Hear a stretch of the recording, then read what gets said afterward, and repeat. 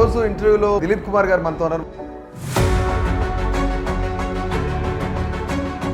10 ఏళ్ళు కేసీఆర్ పరిపాలన చూశారు, కాంగ్రెస్ ప్రజాప్రభుత్వ పరిపాలన చూస్తున్నారు. ఏది బాగుందంటారు? ఆత్మ బలిదానాల పునాది మీద ఏర్పడ్డ తెలంగాణ ఇది. సిగరెట్ డబ్బాకు డబ్బు లేని కేసీఆర్ క్రమక్రమంగా అది ఒక కుటుంబ పాలన.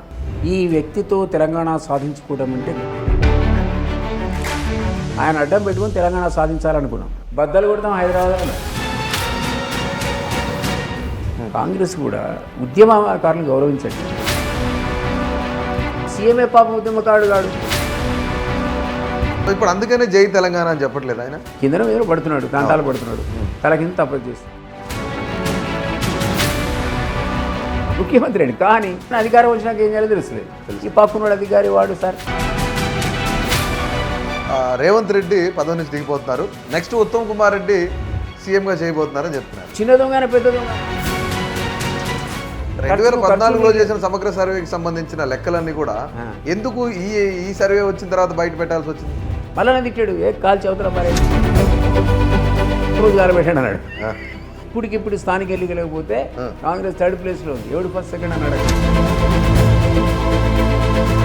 మా కాంగ్రెస్లో 17 మంది ముఖ్యమంత్రి అభ్యర్థులు ఉన్నట్టు అందరు నీతి మంత్రులు తన్నుకొని చావడం. ఇది ఇక్కడ పనిచేయదు రా, ఉన్నోడిని పని చేయని.